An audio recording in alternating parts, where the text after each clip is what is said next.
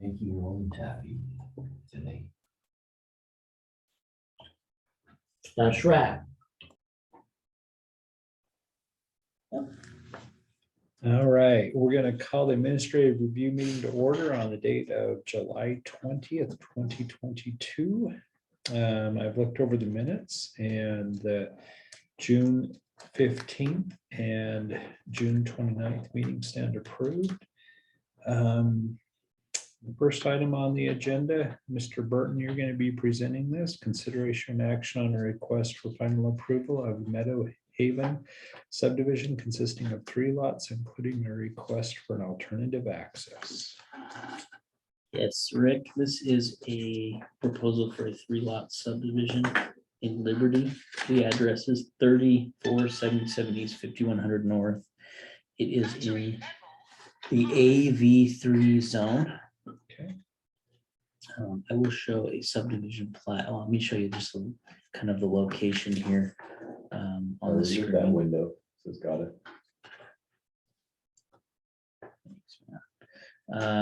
So here it is in Liberty, and then in my staff report, I've got a picture of the subdivision plat. Now, originally, the owner was proposing 3 lots, 3 longer but narrow lots off of 5100 North Street. And they at some point changed their mind and decided to propose this way. But in order to do this, for each lot to have the necessary frontage, in order for the lots to be a little bit more square, they needed to apply for an alternative access. Now, if you look, I will get into the alternative access, but if you look at each of the lots, you'll see that they meet the zoning requirement of 3 acres and 150, at least 150 feet wide. The water is being provided by private wells.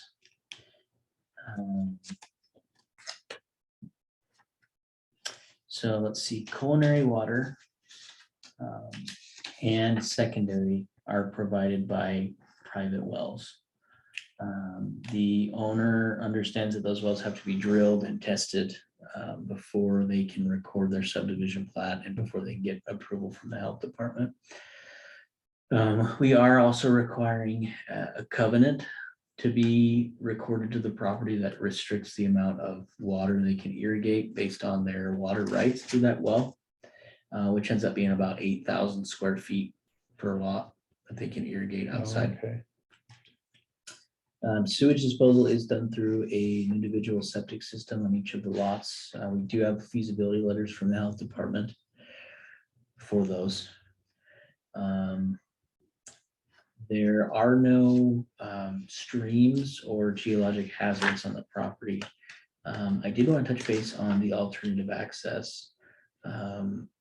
As you know, in order to get an approval, a developer has to show that it is unfeasible or impractical to put in a public street at this time. Now, in their application, they've cited a few reasons for that. I'll just show you that application real quick. So they showed 2 reasons. They did.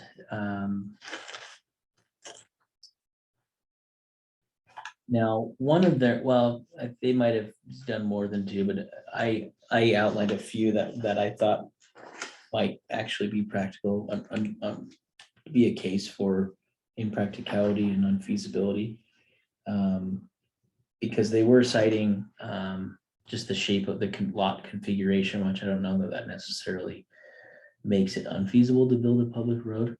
But they do talk about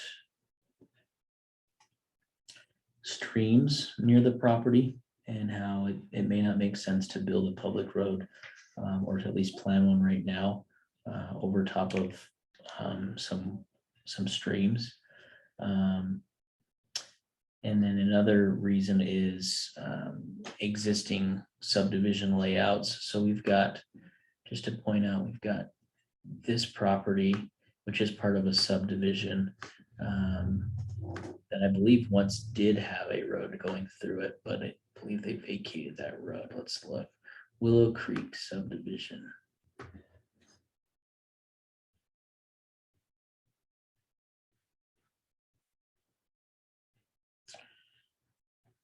I gotta get my bearings straight here.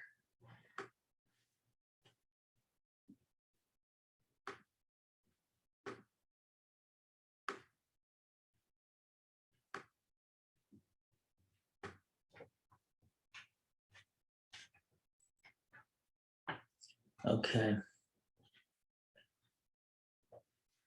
So this all was, you can see where this cul-de-sac is right here.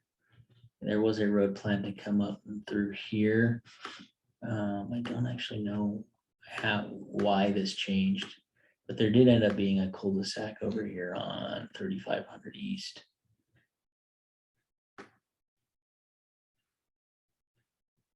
Let's see what we're calling this. All of Lot 1 Willow Creek Subdivision Phase 3.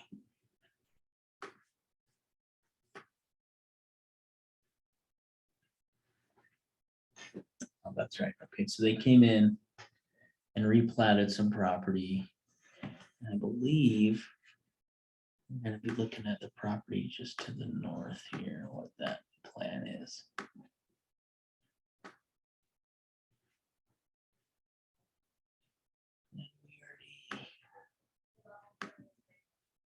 We did already look at phase 2.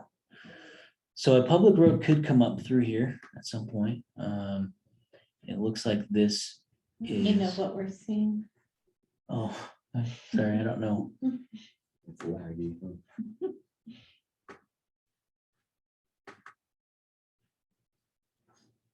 I'm gonna guess.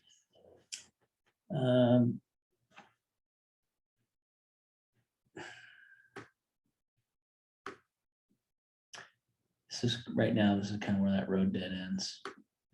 And so we'd have to stop share and reshare again. That's where the alternative access dead ends? or No, that's where 51? that's where an existing cul-de-sac ends. So we would have to look at the feasibility and have looked at the feasibility of a road heading straight north from this location. If I remember right, I believe it gets fairly steep.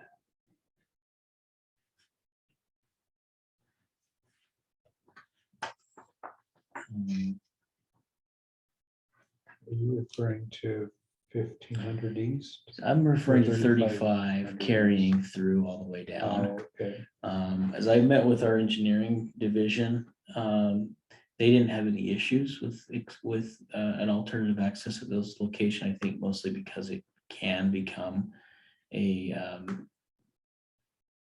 public road when and if we need it to be. And so rather than proposing 3 long narrow lots, they're proposing 3 larger lots. There's a few options they would be willing to.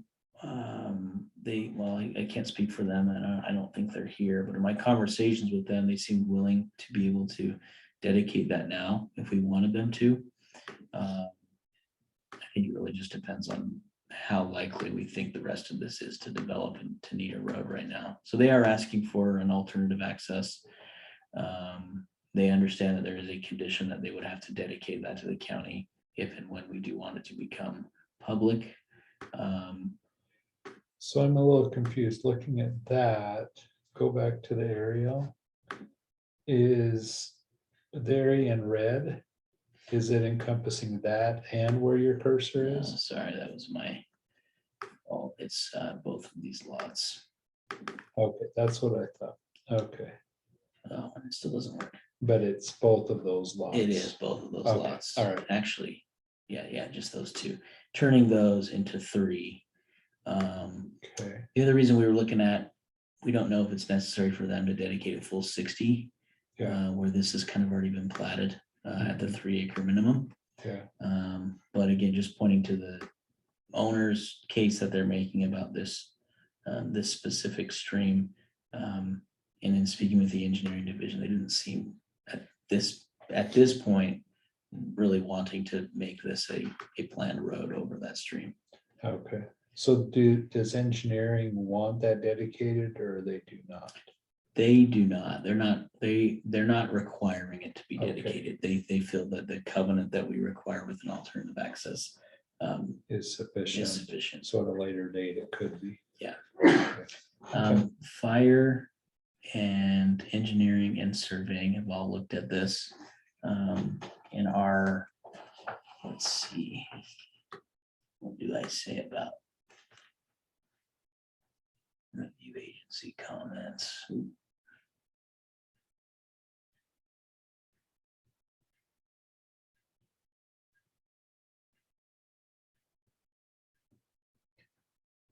They've all reviewed and approved. It's kind of the last step, and then they'll come in and bring in a Mylar and have it recorded if it's approved.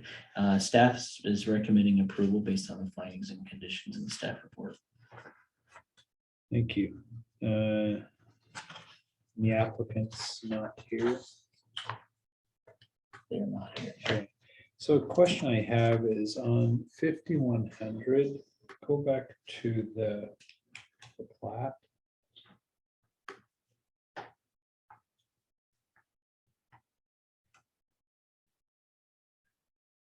So we don't need any dedication on 5100, that's all dedicated. They are dedicating about 3 feet. Oh, along okay. 5100. Okay, so then that will take and address, we'll have a full 60-foot That's correct. dedication. Yep. Okay, all right, that was, okay, so we do have a small dedication with that. Okay, well, I'll recommend approval of it, subject to the conditions and findings outlined in the staff report. Steve? Thank you. It's a Steve show for a minute. Yeah. Next is consideration and action on a request for final approval of Aspen Ridge, Powder Mountain, Second Amendment Subdivision. Yes. Mr. Burton. Yep. So Rick, what we have here is basically a lot line adjustment. This subdivision was originally developed with 11 lots back in like 2018, and then I think last year they came in and do a little lot line adjustment, and then this year they're coming in to do another lot line adjustment. But what we have, and you can kind of see, let me zoom out just a little bit more so you can see all of the lots.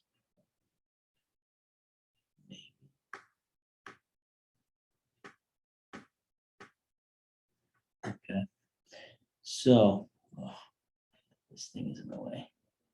You can see that there are no new lots being proposed. However, there are some changes. For example, these 2 lots and this parcel C used to be 3 lots. So they're expanding, they're actually getting rid of 1 lot and expanding 2 lots and creating a ski trail easement as common area. Oh, okay. And then they are also changing the boundary between lots 19 and lot 18. And if it's helpful, I wonder if I've got the original plat attached to compare it to. That ski trail considered open space. No. Common area. Do we need that 30-foot easement going through the common area? The clerk's offices. It looks like it's going through the back of lots 16 and 17, but don't see that going through the easement or the common area. Let's see, Rick. So there's an easement in the common area.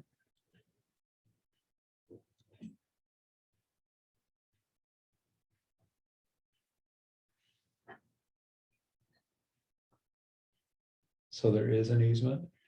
What kind of easement were you thinking? Well, I'm just wondering, because you see a 30-foot easement going through the back of lot 16 and Oh, 17? They're showing a buildable area is what that is. Is that just buildable area? Yeah, so the rear yard setback in the FR3 So that's zone. not an easement. No, Okay. Okay, and we're not, I haven't asked for that to be shown on there. I imagine it's just the just developer's put it there. preference, so Okay. that people who are building know. But I can verify, let's see, 30 foot, it almost does look like an easement. I mean, I see it on lot 15, but it's just a setback area. It is, yeah, Okay. that is the setback. So no easements in that area. There's no easements back there now. Okay, No, there's just public utility easements along the front. Okay. I want to see if I can just do a quick side-by-side comparison. I don't know if Zoom will let me do that. We'll see.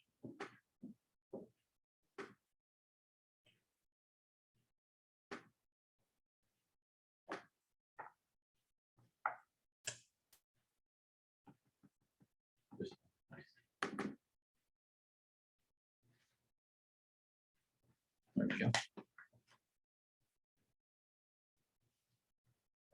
Yeah, I wanted to share my screen because it is a little bit hard to understand the changes that they're making. If you don't kind of compare side by side here. But we still are only talking about 11 lots. okay. So boy. Come on. So on the right side is the most recent plat that's been prepared that was recorded, and the one on the left side is what's being proposed. So on the right side, you can see originally we had lot 1, 2, 3, 4, 5, 6, 7, 8. Lot, it used to be 9, 10, and 9, 10, and 11. And now they're proposing, I pointed out this little change here between lots 7 and 6 and 5. It's instead of 3 lots, it's just becoming 2 and a common area. And then they're pushing that other lot that they lost in lot 5 over here to what was previously left as just a kind of a remainder parcel. You can see that they're going to call out lot 14 now. So we still are only dealing with, let's see, 1, 2, 3, 4, 5, 6, 7, 8, 9, 10, 11 lots. But there's a little bit of a boundary shift. And then up here on top, they are taking in or making lot 9 a little bit bigger, you can see.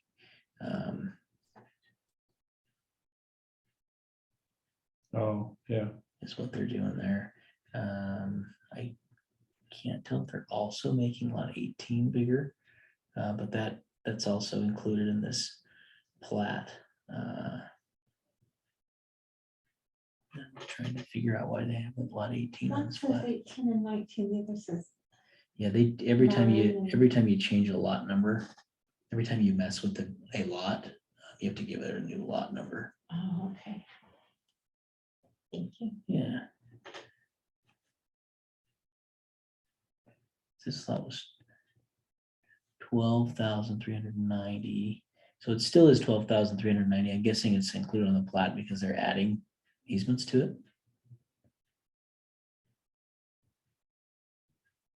Are they adding or reducing easements? So right here is the existing. And right here would be the proposed.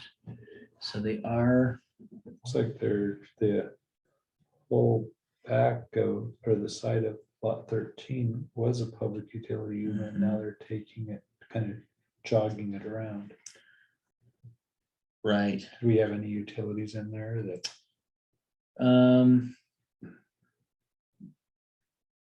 I can double check on that. I haven't, not that I'm aware of. I don't believe that there are any, and that's why they're proposing. So I think they want to make it a little bit more of a buildable area. Were we wanting that road to go through at one time? No, right here is Okay. the ski resort. Okay. So there's no intention of that. No Okay. intention of that going through. Okay. We have had all of our review agencies look at it, and they've all given a conditional approval on it. And the fire district's okay with it, just They are. starting there. Yeah, where Okay. this is where it was already stubbed there, and Yeah. just to kind of give you an idea. Here's the development, and yeah, there's right here is where you start to see the ski trails and. They didn't want a ski easement through that public utility. I don't believe so. Okay. I don't think that's part of the owner's product. They're just kind of leaving it public utility for now. So it does look like there's a trail going through lots 13 and 12 on the aerial.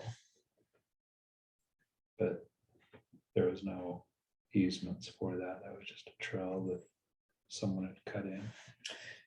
Yeah, it looks like maybe road grading or something in there. Okay. We did have Powder Mountain Water and Sewer Improvement District look at this. Even though they're not proposing any new lots, we wanted to make sure that any of these boundary changes didn't negatively affect them.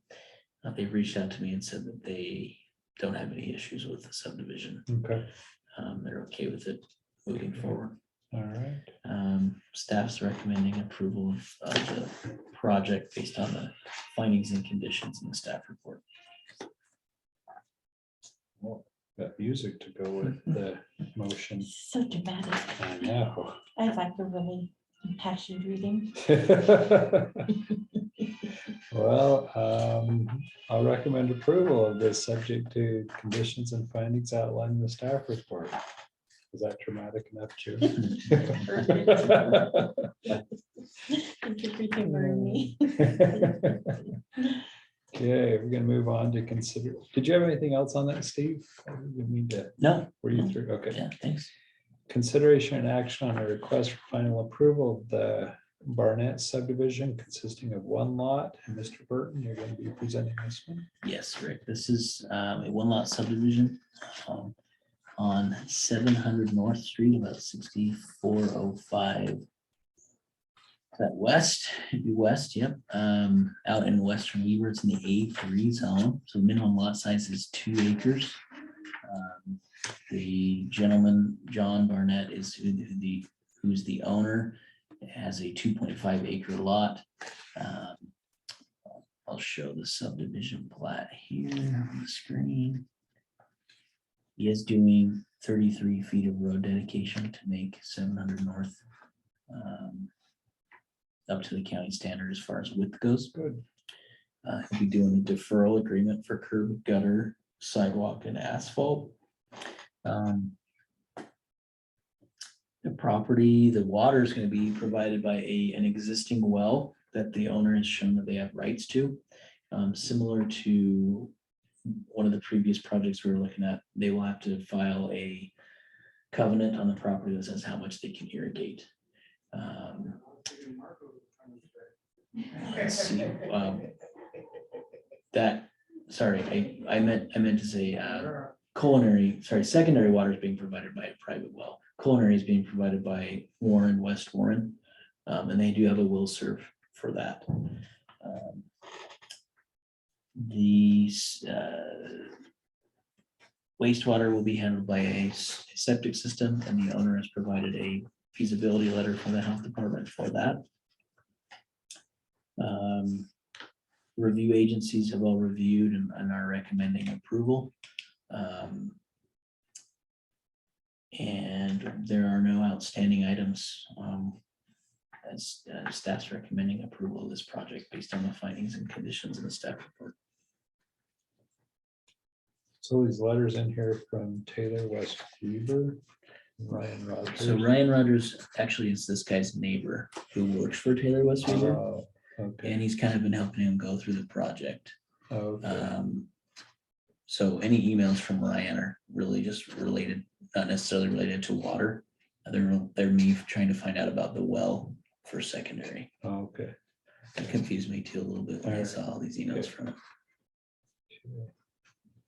All right. I don't see any problems with this. I recommend approval of this, subject to the conditions and findings outlined in the staff report. And last item on the agenda is consideration action on a request for final approval of the Davis Farmstead Subdivision consisting of one lot. And Mr. Lleverino, we're going to be presenting that. Yes, thank you, Rick. Okay. So this is a small subdivision, it's just one lot.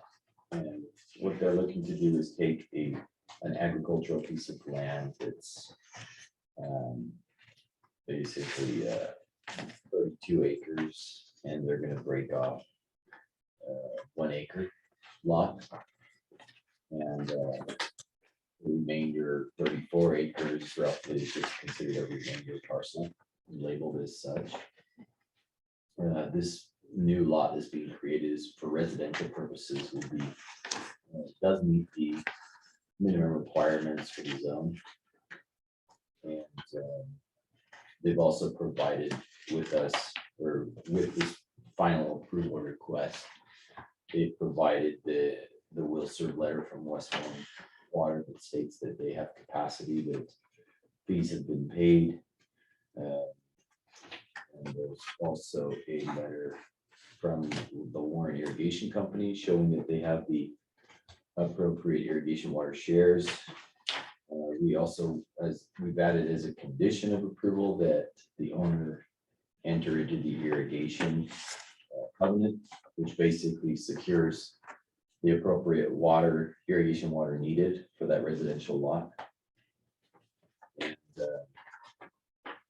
Weaver Morgan Health Department has provided the letter stating septic feasibility.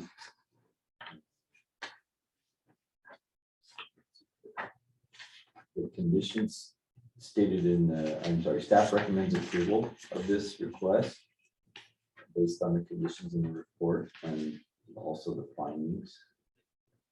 That's pretty much it. It might be helpful in the future just to have like the whole entire lot on here. So Rick, what that is it's I was just talking to June about it.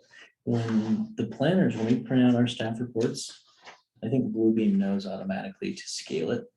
But when we send them to June and she prints them out, I noticed that on mine too.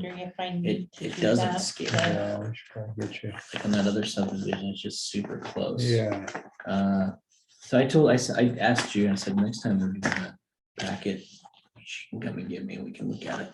okay. Because yeah, that's been an issue with our planning commission too.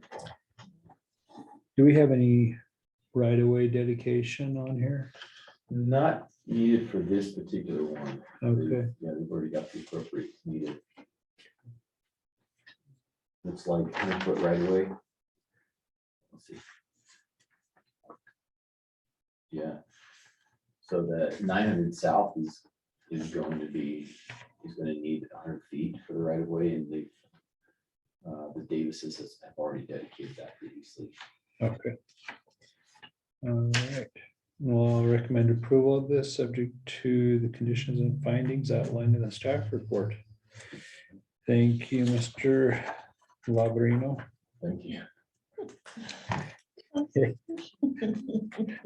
All right, and this meeting stands adjourned. Sounds so official. I know, it's like, it feels weird calling you that. June, where's your Mr. blue shirt? Burton. Yeah, geez, June. Nobody told me it's blue Wednesday. shirt day. No, I look blue. you look very nice. Thank you. And I'm feeling adequate.